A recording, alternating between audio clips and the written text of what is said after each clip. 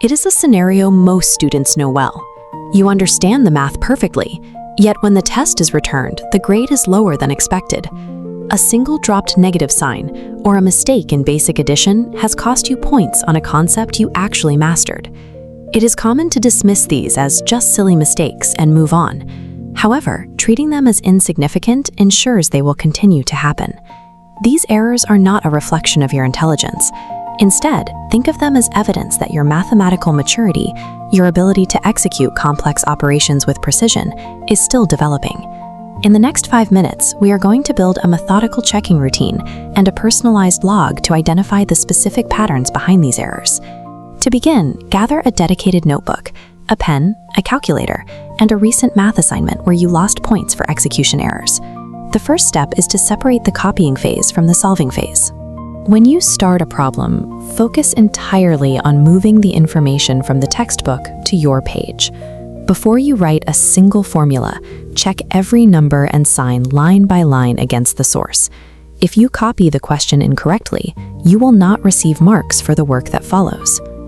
Next, evaluate your handwriting. During a timed exam, certain variables have a tendency to morph into numbers as you rush. Look at how an algebraic z can be misread. Written quickly, it morphs into a 2, derailing the calculation.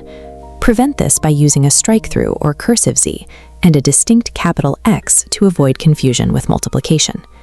Refining your initial setup prevents the most frustrating errors from occurring before the actual math begins. When you begin the calculation, slow down.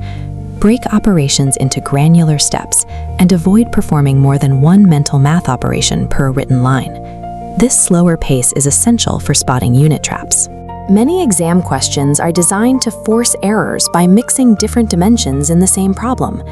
This diagram shows a classic trap, a rectangle 3 meters by 20 centimeters.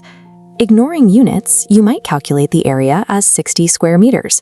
By matching units first, you arrive at the correct result, 0.6 square meters. Another common cognitive slip occurs when we confuse exponents with basic multiplication during rushed mental work. You can see the distinction here.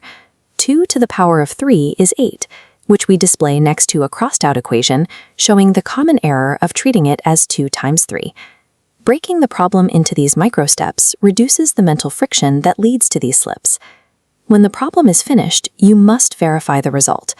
Passively rereading your work is often ineffective because your brain will naturally overlook the same mistakes it just made. Instead, use an active checking process. Devote the majority of your checking time to the very first line of your working. If the top of the working is incorrect, the entire solution is wrong. Because many exams do not offer error carry-forward marks for a faulty start, the beginning of the problem is the most critical to verify. For algebraic equations, one of the most reliable verification methods is back substitution. Take your final answer and substitute it back into the original equation. If the result balances the equation, you have confirmed its accuracy. If you are studying with others, apply the study buddy rule. If someone spots a mistake in your work, they should only tell you that a mistake exists, rather than showing you where it is. Forcing yourself to hunt for the error builds an intuitive awareness, allowing you to catch similar mistakes in real time in the future. Now, open your notebook. We are going to create a physical log to track your progress. Keeping a permanent record of these errors is more effective than ignoring them.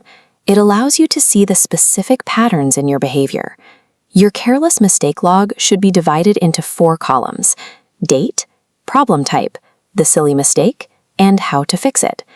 Be specific with your entries.